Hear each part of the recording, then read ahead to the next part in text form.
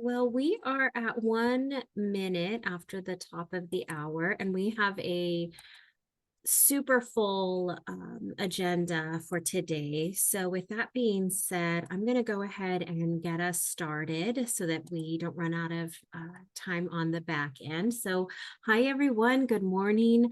Welcome to the all staff meeting for Wednesday, January 22nd. It's great to be with all of you. So, just some boilerplate information for you as we begin. If you have questions, please use the Zoom webinar Q&A feature located at the bottom right-hand side of your screen. Don't send them through the chat. And then also, if you see a question that you also were thinking about, you can upvote that by clicking the thumbs up icon. That way we know it's of particular importance. And then just given how much information we have to share with you all today, we've asked our panelists and our senior managers that if a question comes through that they can answer in real time, they will do so. And then also making sure that everyone has the latest and greatest info. You can stay up to date with our E&T intranet site, as well as our E&T news bulletins, and a new publication coming out that you'll hear a little bit more about from Hilda. Tony's Topics will come out shortly this month to help keep you apprised of all of the most up-to-date and timely information that you may not otherwise know, and as well as the TV screens throughout the organization. And so without further ado, I'm going to turn it over to Tony, our executive director. Well, thank you very much. And I just want to take a moment to talk about what we've kind of all been through. This past week was one of those moments that really tested all of us. The Palisades fires brought a real and imminent threat to our neighboring communities, and the potential evacuation of thousands of students was a real possibility. But from the very beginning, all of you showed why this team is so highly respected on UCLA. Over the course of the weekend and into the following week, from late night planning sessions on last Friday to the complex logistics planning that followed, each of you played a really crucial role. Fleet and Transit was quick to mobilize, getting buses and drivers ready in record time. MPTS worked seamlessly with transit agencies and also provided critical PIN maps, which helped identify affected students and employees. Commuter and parking services kept everything moving on the ground, coordinating 24-hour operations, managing traffic plans, and then putting together plans for evacuee marshaling. That was really a team effort from all involved. HR stepped in with vital guidance and support. Finance kept close eyes on expenditures, and the central ticket office and the events offices helped manage disruptions with professionalism and focus. And they also volunteered to help with marshaling efforts should that be necessary. One of the key elements in all of this was the E&T Crisis Ops Center, which was staffed again 24/7 by our CMPS and Fleet and Transit teams. That round-the-clock commitment ensured that every moving part of this effort stayed supported and coordinated. Your dedication was really the backbone of everything that UCLA accomplished in this effort through the EOC. I wanted to take a moment to acknowledge something that really weighs heavily on probably all of us. All of us were impacted by the wildfires. Several of our members of our own team were directly impacted by these fires. A valued colleague lost their home. Others were forced to evacuate from the wildfire zone for days. Even in the face of these personal hardships, your strengths and resilience didn't falter. I just want you to know how deeply that's appreciated by everyone here. And I can't talk about this effort without acknowledging the incredible support that we received from our longtime partners, Res Life, Housing and Dining Services, and of course, IT. These relationships, which you have helped forge over the years by working together through challenges like COVID-19 and other major incidents, really proved invaluable once again. Their help with evacuation planning accommodations, the development of tracking tools, these were all instrumental in our planning success and for us being really able to stand up this effort. What really stood out in all this was your ability to come together as a team, whether it was planning rally points, transportation logistics, or transportation to temporary housing. Your work showed not only technical expertise, but also an unwavering commitment to our UCLA community. The strength of our shared mission was really evident in every step along the way. Moments like these remind me of how fortunate I am to work alongside such an incredible group of professionals like yourselves. Your efforts ensured that the safety and well-being of thousands of students was in place, and I couldn't be more honored to be part of this team. Thank you, truly, for everything you've done, for everything you continue to do. It's a pleasure and an honor to work with each of you. Thank you.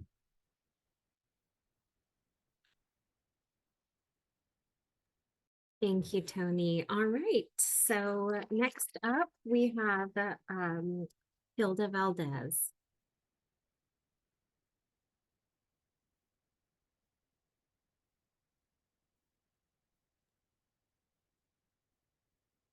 Good morning, everyone.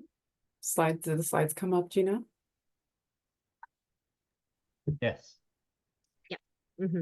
All right, good morning. I'm Hilda Valdez, and I'm with the Business Process Management Group, and I'll be presenting updates from Central Administration.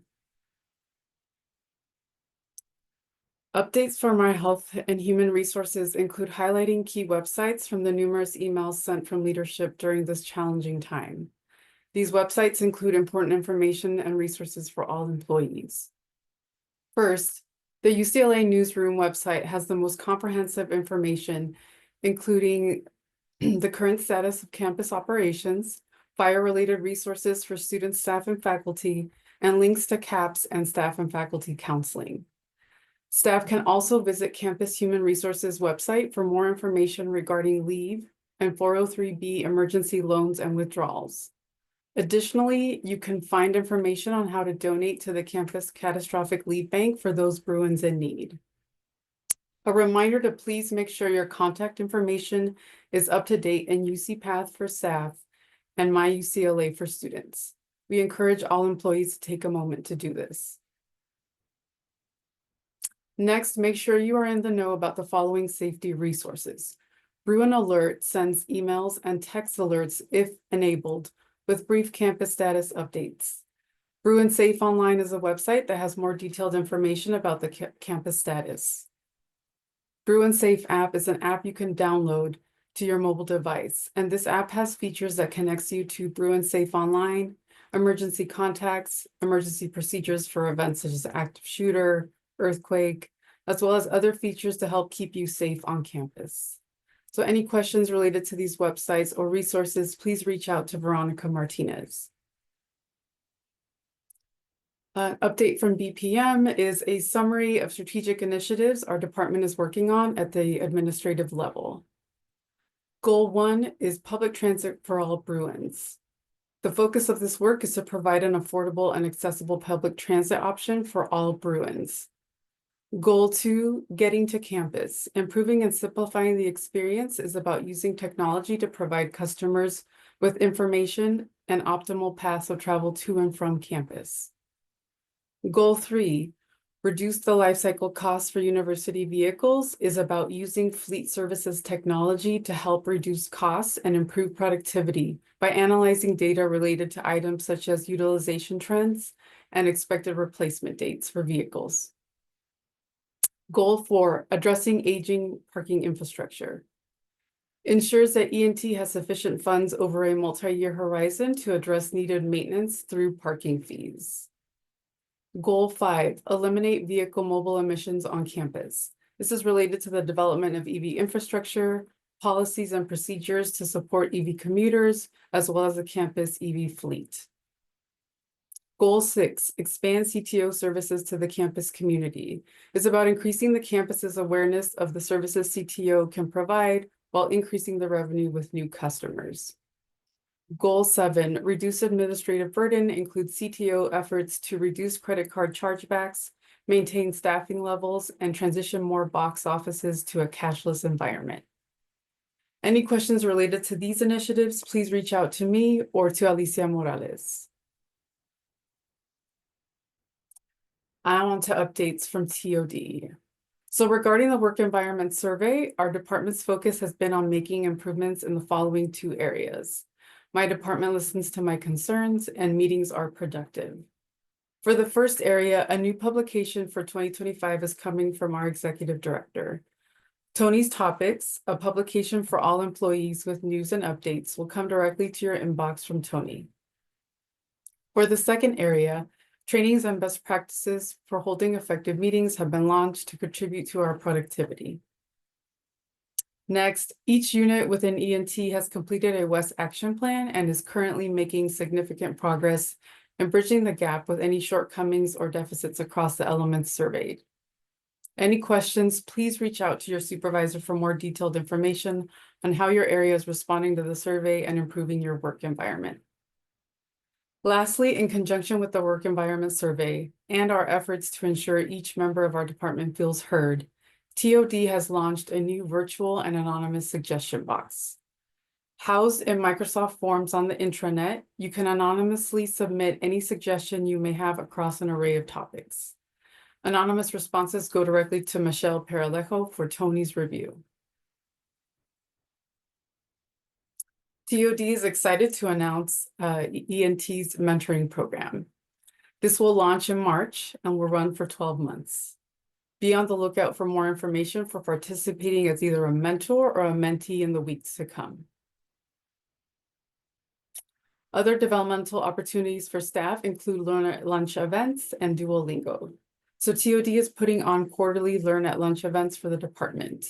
There will be 2 this winter quarter on the topics of mentoring and wellness and well-being. And for those of you that signed up for Duolingo, it'll go live this month. So any TOD related questions, please reach out to Gina Romero. A few reminders related to Chronos from our employee services team. So please remember to approve your time card in Chronos at the end of each pay period. This ensures paychecks are accurate and avoids any errors. Supervisors are also required to make any necessary edits and approve employee time cards. And employee services is available to assist with any time card edits. Here are some announcements and reminders regarding the employee hiring process. So when a new employee is hired, the hiring manager will now receive an automated email asking for a biography introducing the employee to the department. These biographies will be paired with a photo and posted on the intranet. If anyone needs help with the hiring process or needs interview guidance, you can find these recruitment resources on the intranet under the Resources tab. Select Human Resources from the list and scroll down to the Jobs Description and Recruitment section, Resources section of the page. Related to interviews, please remember to turn all interview notes. We are required to keep these on file for 4 years. And lastly, after extending a job offer to a new career or student employee, please encourage them to schedule their onboarding appointment as soon as possible to help avoid delays. Tentative start dates will no longer be issued. Instead, official start dates will be issued after the new employee successfully completes all background checks. Here are the current positions in our departments. The postings for dispatch supervisor, paratransit van operator, and brew and bus transit operators can be found at jobs.ucla.edu. For questions regarding these postings or any other HR related questions, feel free to reach out to our employee services team at hr@ts.ucla.edu. Thanks everyone for your time, and I'll pass it along to Robin. Good morning, everyone. I hope everyone's doing well out there. Really excited to announce our new employees that have Started with our organization since the last time we met. We have 17 new employees, which is actually pretty darn amazing.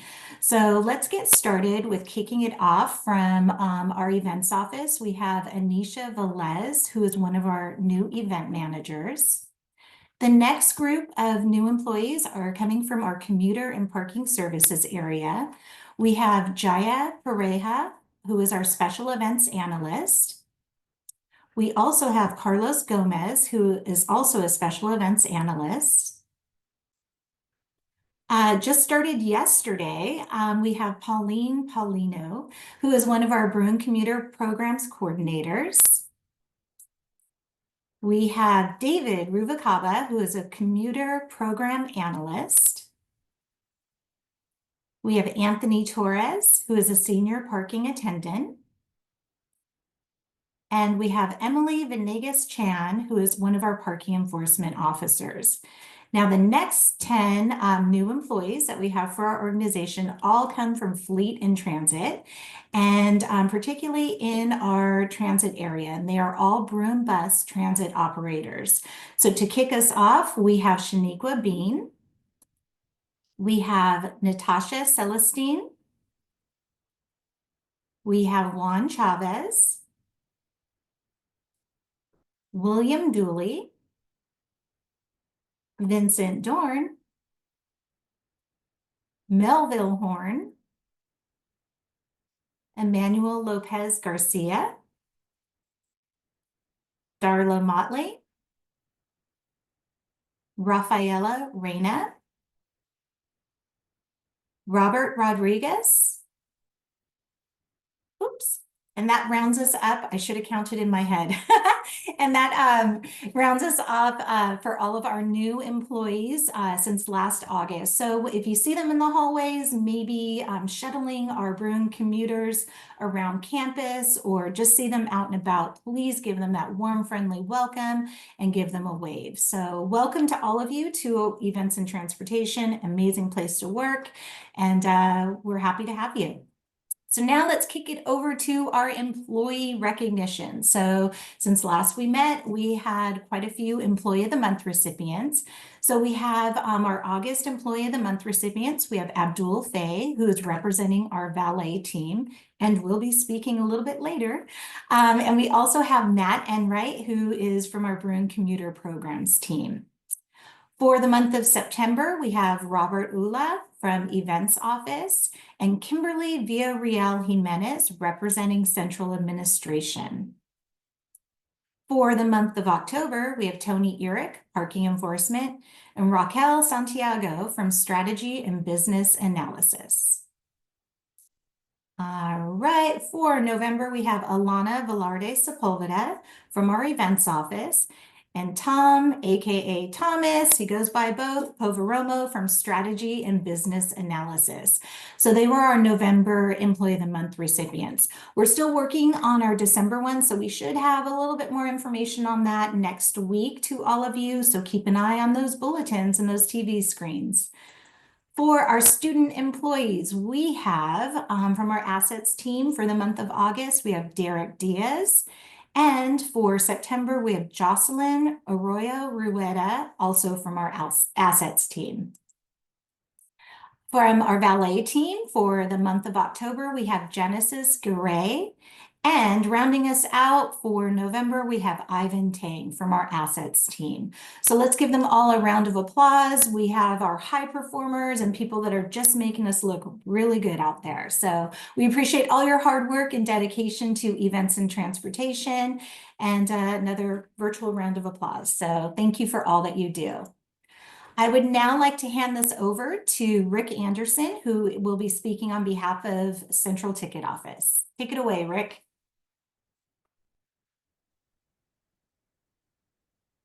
Thanks, Robin. Appreciate it. Good morning. I am Rick Anderson, and I am a Senior Assistant Director at the UCLA Central Ticket Office, and I'll be presenting CTO updates for this quarter on UCLA athletics events, which CTO provides ticket operations staffing.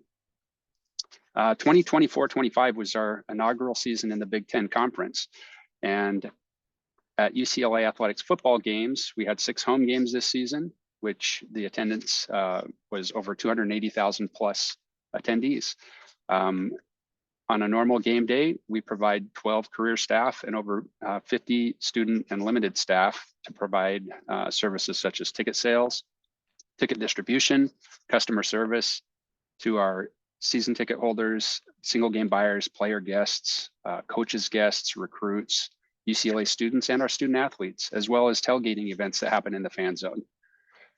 We did have 6 home games and 6 away games this season. There is a career staff member on the CTO staff that travels with the team to handle coaches, player guests, and fans tickets. This season, we had 3 games on the East Coast, 1 in the Midwest, 1 on the West Coast, and our opening game was in Hawaii.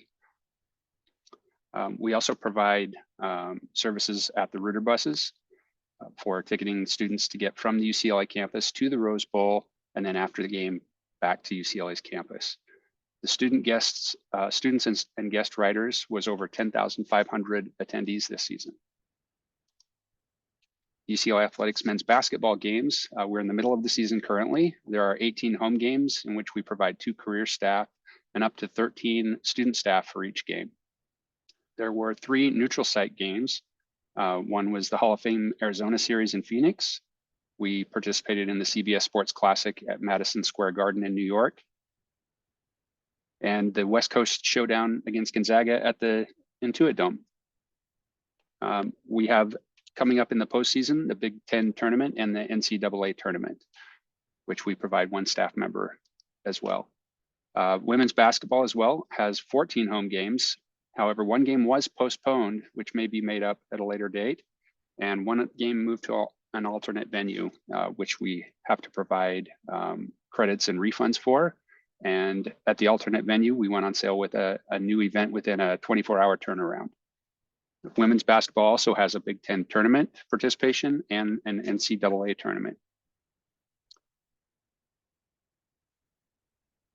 In addition to those events, UCLA Athletics Fall Olympic sports included water polo, which they were national champions, women's volleyball, men's soccer, and women's soccer. Central Ticket Office provides a duty supervisor that we rotate to oversee these events, and they are also student staffed.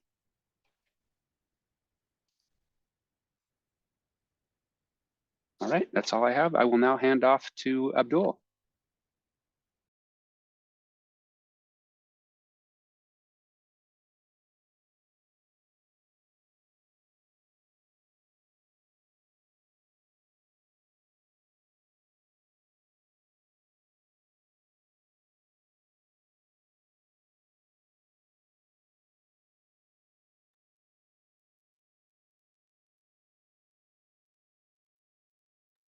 Thank you, Rick, and good morning, everyone. It's a pleasure to be here today to share some of the incredible progress and initiatives within Commuter and Parking Services.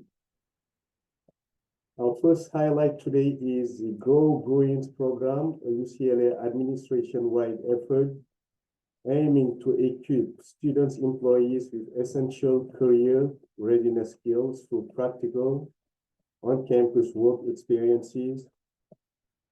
The program focuses on helping students get ready for the outside world, which is the acronym for Go Bruins, and be Bruin ready for their future careers and beyond.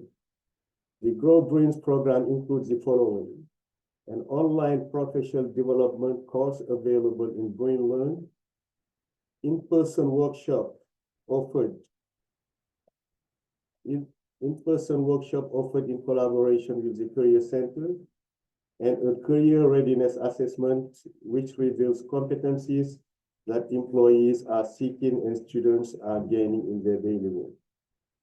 The Grow Bruins program will launch an in-person session at the Career Center, and that will be on February 5th, 2025.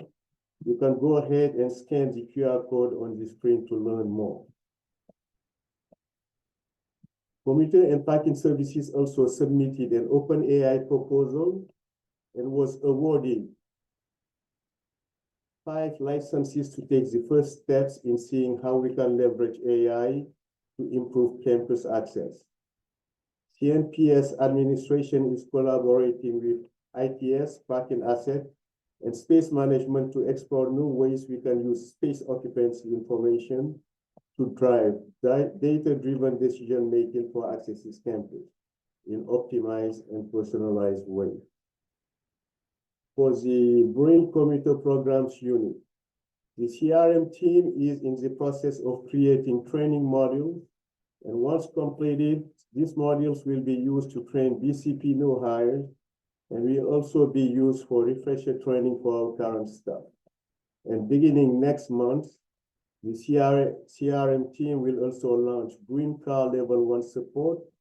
All first level Green Car customer service support will be transitioned from fleet and transit to the CRM team. The CRM team staff will be responsible for handling general frequently asked questions about Green Car. This transition is the first pilot and implementation of the CRM system for a non-CNPS customer service unit. The goal of this transition is to streamline customer satisfaction and interaction and to improve overall customer experience. And this is definitely a silo-busted program. So always within the Brain Commuter programs, we have the Transit Portal Replacement Project. This has been an ongoing project which is going towards its end. Significant progress in the transit portal replacement continue to be made. The new portal will provide staff and students with better customer experience when obtaining a transit pass. So the new transit portal will be hosted within Salesforce, allowing us to maximize its capabilities as our CRM tool. And in addition to providing sustainable transportation, we have also launched a new program that provides employees attending a new employee orientation with a free transit pass. That way, we ensure that new staff are given the opportunity to try out transit right when they begin a new position. And for our daily e-permit sales and space occupancy, we continue to increase significantly with fourth quarter numbers growing by almost 14% compared to last quarter in 2023. And October 2024 had the highest total of daily transactions to date, with close to 68,000 e-permits. And in December 2024, daily e-permit sales reached 2 million mark. This major milestone shows the popularity of the product and its mass adoption since its introduction in July 2019. Now, let's see what our friends at Citation Review are doing. In 2020, they participated in some intense lean process training, and that training concluded with a definite success metric of less or than 20% dismissal rate of total appeals. So CRA has upheld since 2021, and 2024 was no different. We achieved an impressive 19% average dismissal rate, and CNPS intend to at least maintain this standard. For our medical operation and offsite properties, we will focus on 3 main updates out of many operational improvements. So first one will be the insourcing of our driving test. This project is a win as it enhances staff skills, improves safety standards, and streamlines the training process. By insourcing the driving training, we not only gain better control over quality and consistency, we'll also save money by reducing reliance on external training providers. Staff completed in-person training, and the new program is to be launched next month in February. So the second update is regarding the wayfinding enhancement, which is one of the results of our Customer Champions program.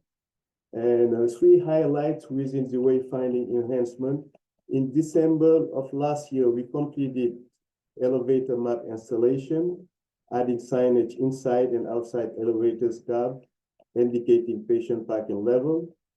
And in August of last year, we updated medical plaza turnaround signage, removing the 5-minute limit and replacing it with vehicle must be attended at all times to ease traffic flow. And in October, as part of the Customer Champion Program, we launched the Ronald Reagan Wayfinding Volunteer Service Program in collaboration with UCLA Health Volunteer Services to assist lost patients with direction and provide pay station guidance.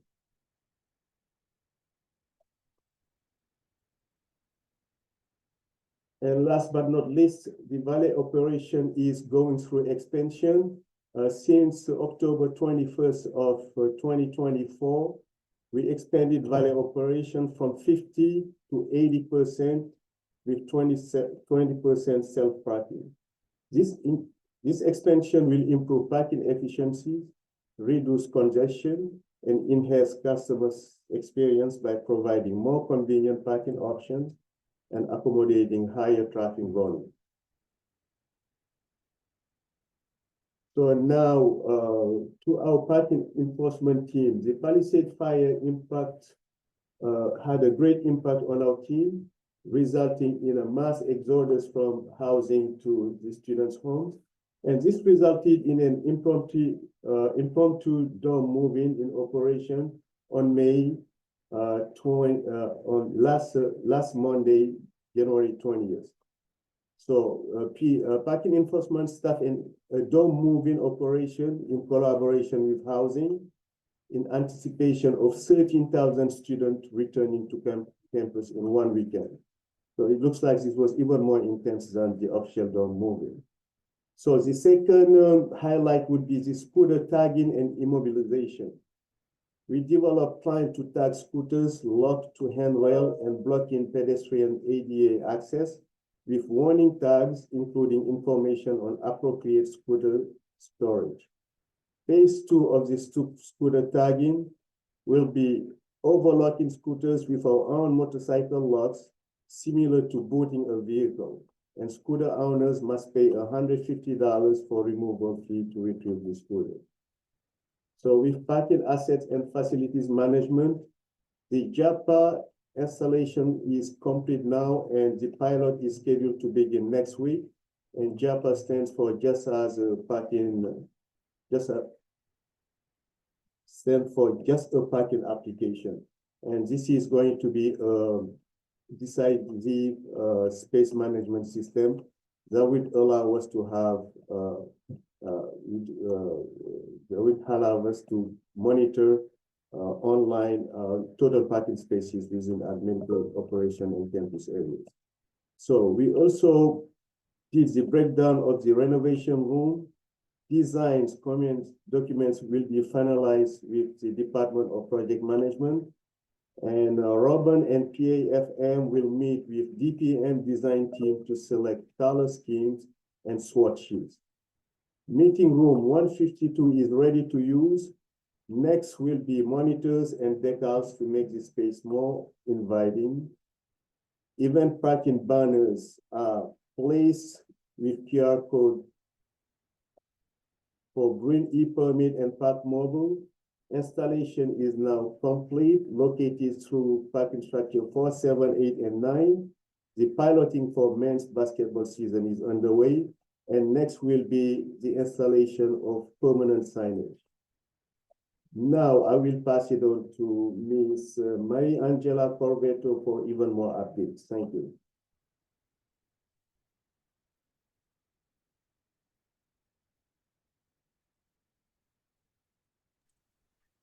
Thank you, Abdul. Good morning, everyone. My name is Mariangela Crovetto, and I'll be presenting for the FSA team.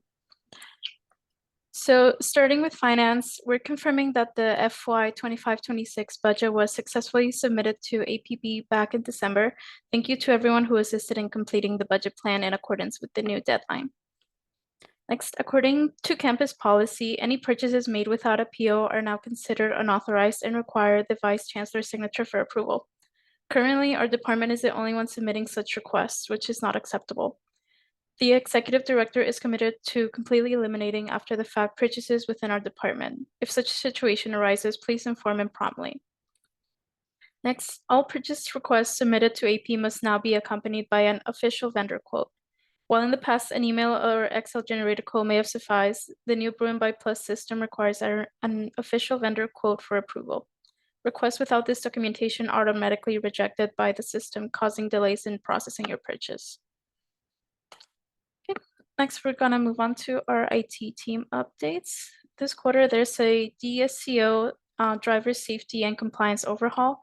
The driver management system, or DMS, is being replaced by a new solution built into the Salesforce platform. Received approval from Campus IT Security to implement the new solution, which has been branded as the RIDE, or the Registry for Integrated Driver Enrollment Application.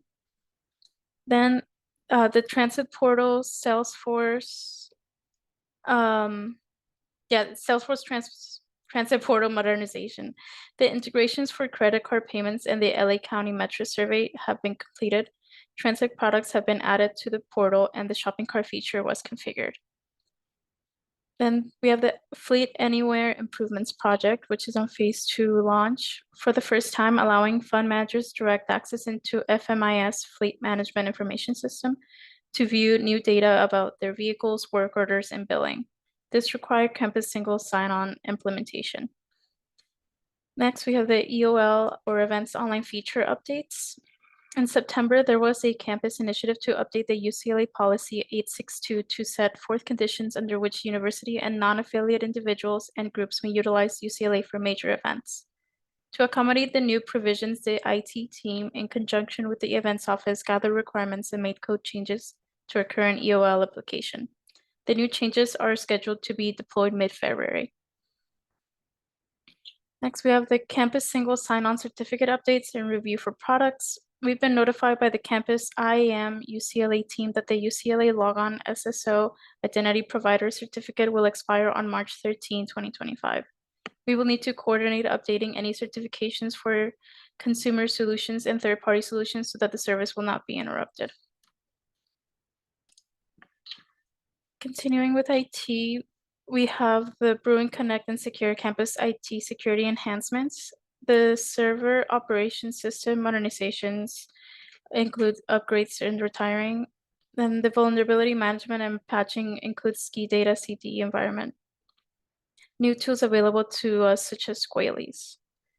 Then the TPRM review, the third-party risk management. Pods will start to take ownership of TPRM, which is often the first step in the purchasing process for technology products. More to come on that. Then there's the workflow mapping between ITS systems / centralizing ITS services. We're coordinating with new groups and pods within ITS. Examples of this are the transition of the E&T data warehouse to enterprise data and infrastructure support, including the data center, servers, and networking. Last for IT is the help desk transition to bespoke operations. This is supporting technology operations teams and operations, and there's no current change to the business. Last, we have our analytics team. For this quarter, they've completed the sentiment analysis dashboard for the 2024 E&T Work Environment Survey. With the completion of this dashboard, the E&T leadership will be able to better view and track employee satisfaction.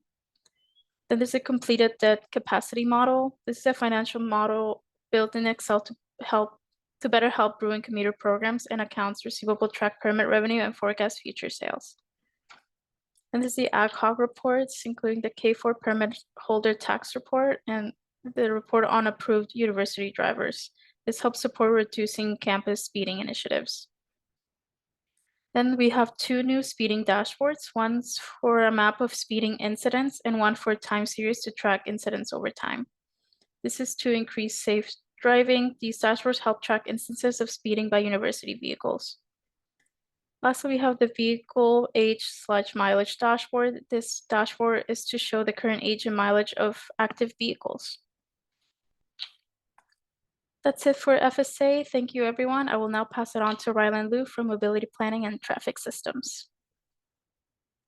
Thank you. Good morning. Can everyone see my screen? Great. Yes. My name is Rylan Liu, and I'm here to present on mobility planning traffic systems updates from the fall quarter. We have a lot of progress on our active transportation programs. Earn a Bike Workshop was a launch. Vouchers are still available, so please try claim yours before they run out. You can swap your parking permit for a free bike, helmet, lights, or lock. A Smart Scoot workshop was held in October in cooperation with the lead cycling instructor and Bird. It's really a brand new concept based on bicycle workshops to teach safe e-scooter riding to students. To report improperly, and two new micromobility providers. One new micromobility provider launched, Veo, providing e-bikes. Meanwhile, Bird continues to provide scooters on campus. And to report improperly parked birds and Veos, please email the addresses, one of the two addresses on here.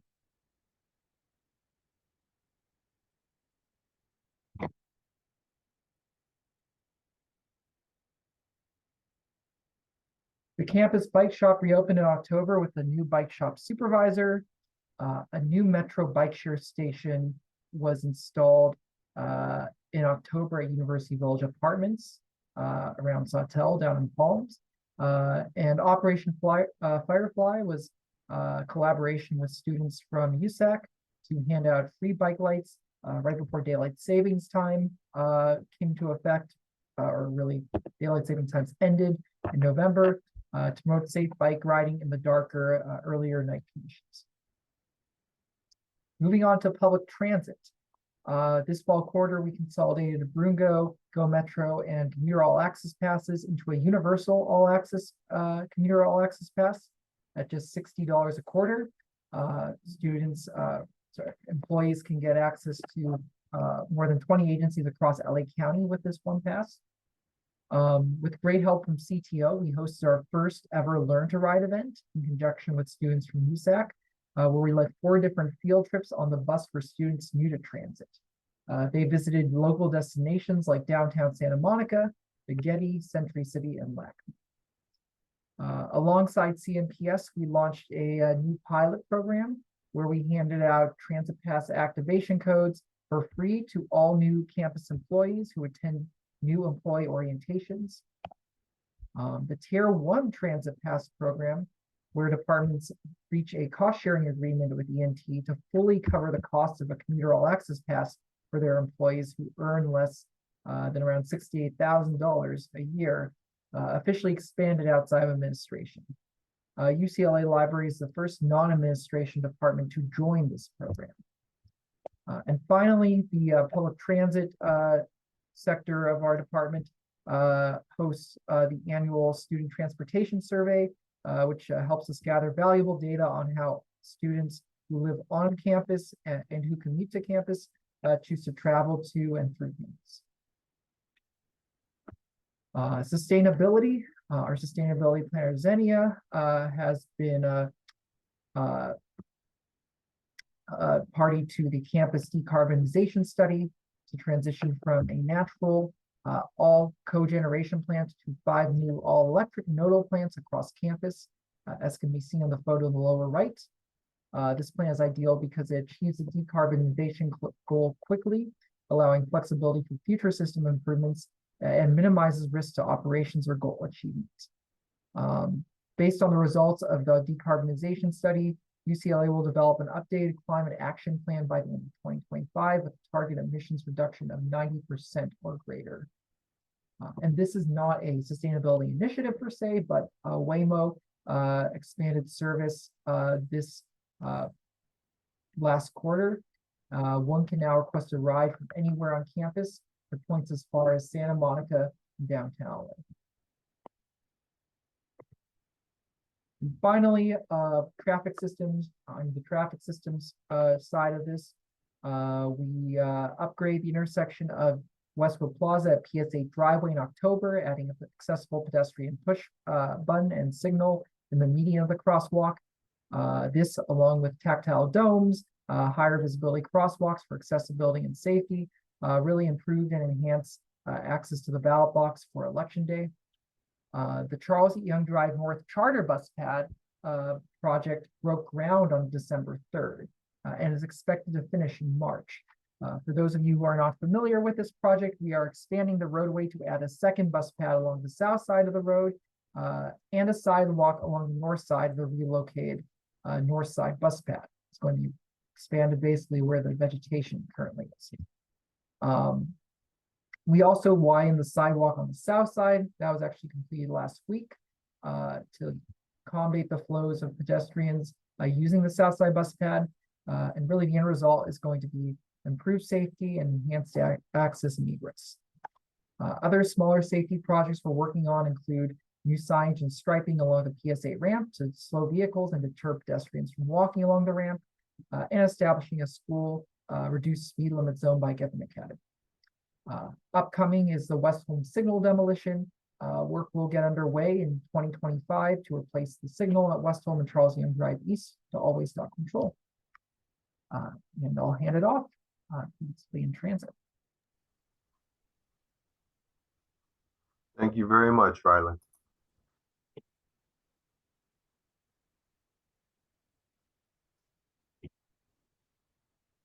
It's still showing my screen.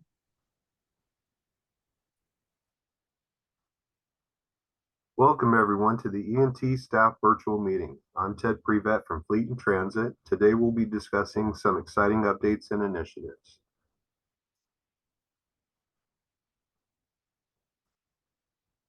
We're transitioning to a paperless transit inspection process for our bus drivers' pre-trip inspections, which were previously done on paper. This change is eco-friendly, reduces paper waste, and aligning with our sustainability goals. It also improves efficiency with secure electronic storage, enhances team collaboration, and ensures compliance with CHP inspections by 2025.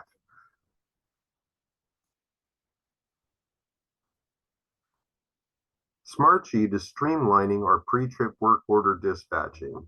Operators can quickly note pre-trip defects, ensuring accurate and detailed work order descriptions. This information is automatically sent to the maintenance shop wirelessly, enhancing workflow and efficiency.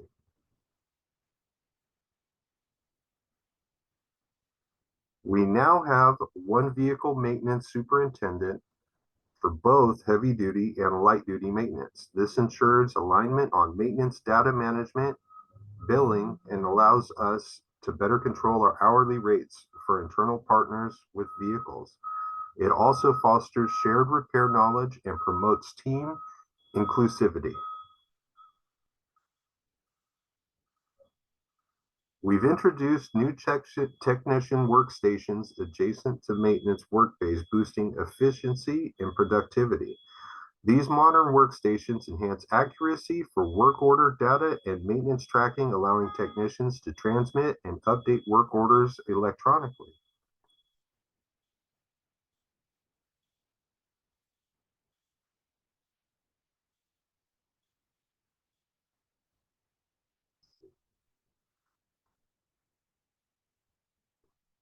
All of our heavy-duty vehicles now meet truckers' reporting requirements, which is the heavy-duty truck reporting system for the California Air Resources Board. This supports environmental standards and operational accountability.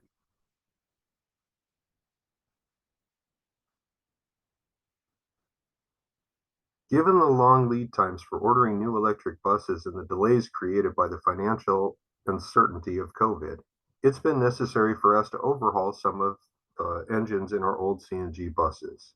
This mid-life maintenance extends the life of our older equipment, keeps vehicles operational while transitioning to our new electric fleet, and increases the resale value.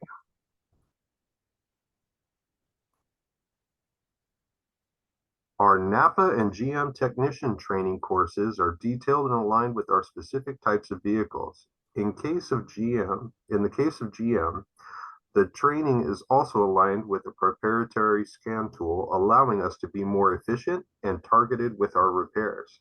These courses expand our team's knowledge and technical skills, enhancing confidence in repair practices and boosting productivity. We're updating our Bruin car EV infrastructure. At PS8, we're replacing some chargers that are already dedicated to Bruin car with the state-of-the-art level 2 chargers, improving charging efficiency. At PS4, we're adding 10 new level 2 chargers to expand EV capacity at our new location.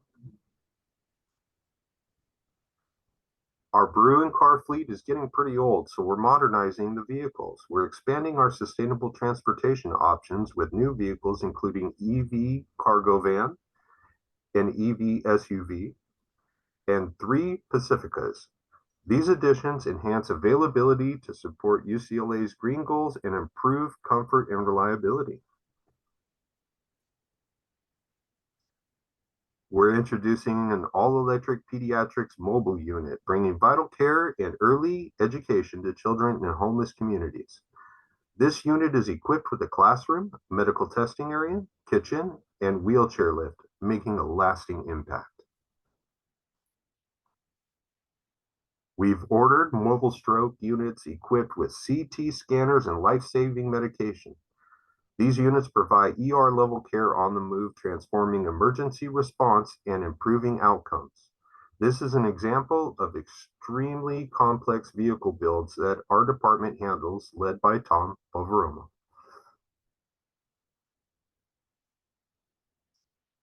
In our effort to optimize cumulative life cycle costs for all of our vehicles, we are ramping up the number of replacements we order each year. This also contributes to an increasing percentage of vehicles in our fleet that are battery electric. In FY 2025, we've procured 67 vehicles, 39 of which are all electric and 8 are plug-in hybrids. This milestone supports our sustainability goals, cutting emissions and enhancing fleet reliability. Thank you to our E&T and FT&T teams, especially our bus drivers, for your dedication, readiness to support potential campus evacuations during the fires, and your efforts always make a significant difference. Thank you for your attention. Let's continue working together to achieve operational excellence and team unity. I'll be turning it over to Michelle Miller now.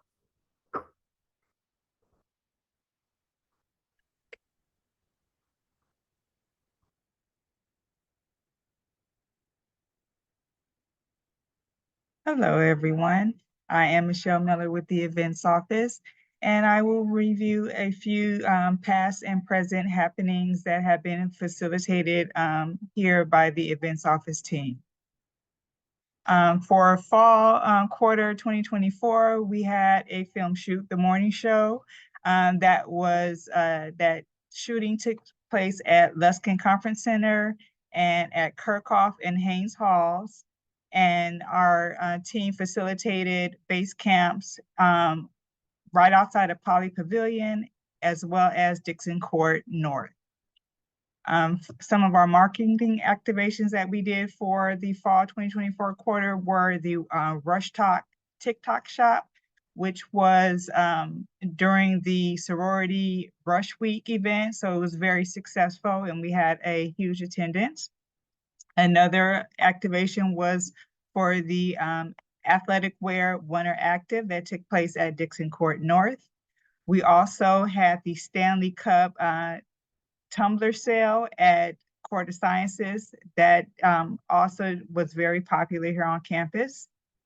Some of our campus events, as well as our annual events, we have the LA Cancer Challenge that takes place every year here on campus, and that benefits pancreatic cancer.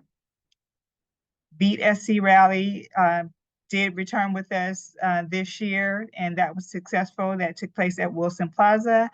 And we did have a huge attendance with students and also news team as far as Laura Diaz as well as Jim Hill.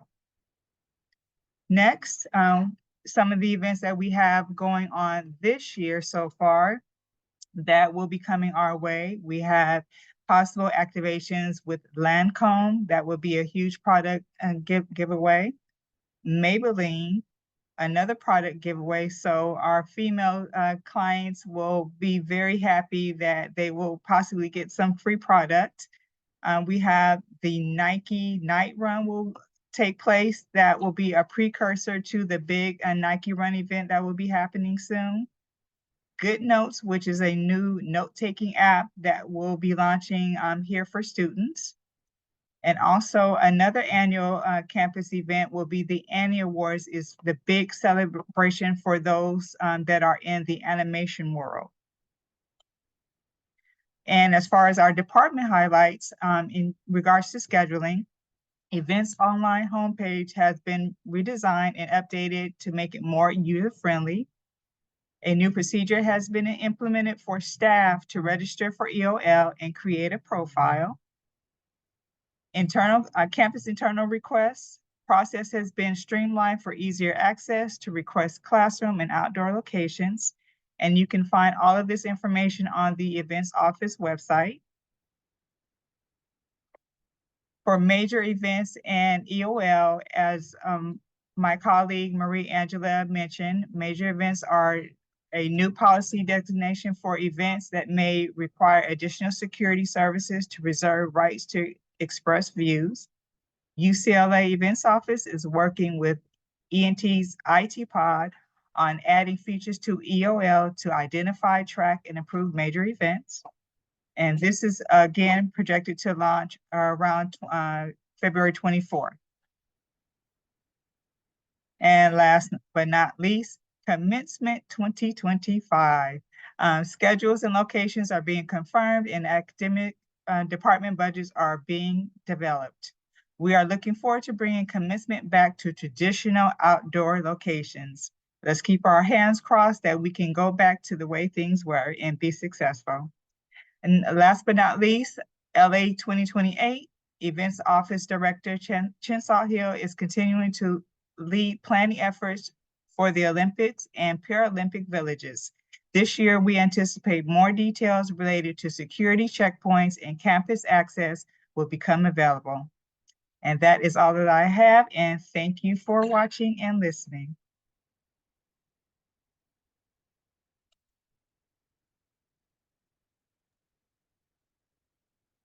Okay, wonderful. Now I will go ahead and turn it over to Steve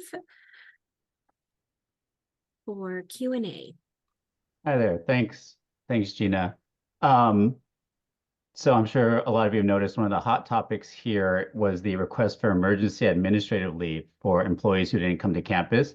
So I wanted to address some of that live if I can, because it would have just been a lot to type out. First of all, E&T followed the university and the campus guidance in regards to eligibility.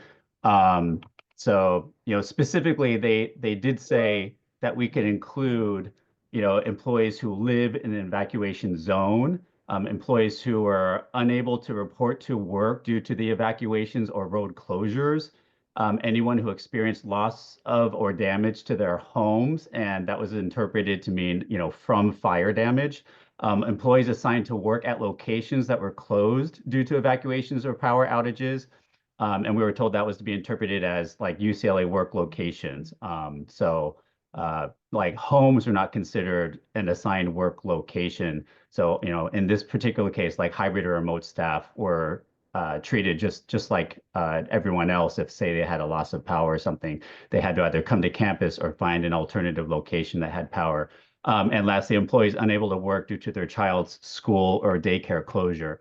Now, in specific regards to the comments that came into our Q&A, I like to say that our employees who work from home, in general, they're pretty much always assumed to be performing their job duties. Or I shouldn't be assumed, I should say the supervisors and managers, it's on them to make sure that their staff who work from home are being productive and doing their jobs, right? So that's that's the case whether or not you're in an emergency. So it was still the case, during the wildfires. The campus did ask us to allow employees to work from home if their job duties could be completed at home. So that's why some hybrid employees who maybe normally would have been in the office on Wednesday, Thursday, Friday were working from home instead. That being said, again, employees were not barred from coming to campus. As part of the curtailment. So again, like I take the example of people who experienced a loss of power. If they're a hybrid employee, if they could come to campus, they could work there, they could find another location where they could get Wi-Fi. Air quality was constantly being monitored by campus. We kept an eye on it. We were never told that it wasn't healthy enough to work in. That never changed as far as I know. N95s are available to anyone who wants one if you're on site. I would say going forward, just for future reference, if you do have concerns that you think are specific to our area or our building, please let us know right away. We definitely want to know about that. Let's see. I would welcome any employees who have questions about these or any of the teams that want to meet with me or my HR team or with their and with their managers. You can come to us, give us more information if you think we're unaware of some of the details of your situation. But at the end of the day, what we did was generally we followed campus guidance. We want to be compassionate. We want to be sensitive. We did go so far as to allow exceptions for people who are helping direct family members evacuate from evacuation zones. So we did do that. As far as people who feel like, or employees feeling like they maybe put themselves at risk in order to help, with operations. I think in this particular case, the comments were coming from enforcement. So I'm going to invite, Ray Manguso, maybe if you want to say a few words about, the operations that took place. I know there was a basketball game at the start of the fire. I don't know if that's the one that's being referred to here. There may have been another one in the next week or two. But maybe you could talk about, the operational needs. Yeah, sure, Steve. So I just want to reiterate that, no employee should ever be risking their life or safety to get to campus, right? If something's barring you from getting to campus safely or there's an emergent need in your personal life, communicate with your supervisor, let them know, and you'll be excused from whatever shift that may occur. We have a working relationship with athletics to where if certain posts can't be staffed, for example, we have contingencies. We have vendors, we have other employees who may be able to help out, right? So never risk your life or safety just to come in to work for a shift like that. So if there is ever that need, I invite you communicate with your supervisor. And if you think they're putting you at risk, text me directly. So that's just what it comes down to. But don't risk your life or safety just to commute to or from.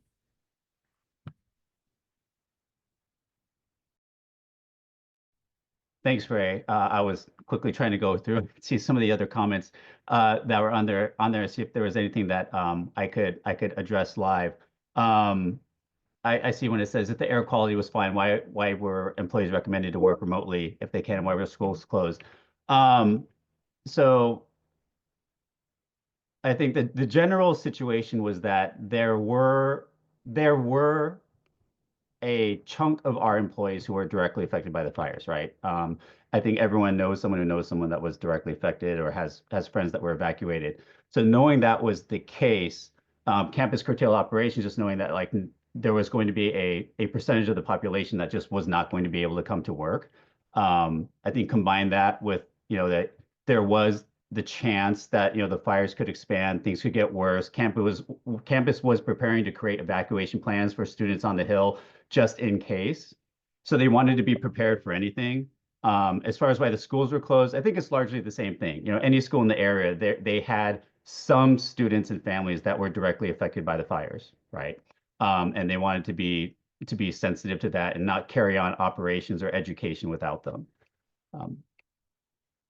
I'm still trying to look at some of the other questions in here. If anyone else on the panel sees something that they want to answer or jump in on or make a comment right now would be a good time. I know we're over time already, so I'm trying to get through this quickly, but feel free to chime in.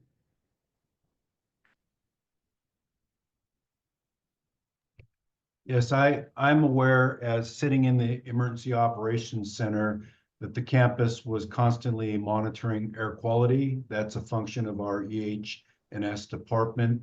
They had masks available to be worn if you are a sensitive a breather. You know, they had masks available, but there were not conditions sufficient to require the campus to evacuate.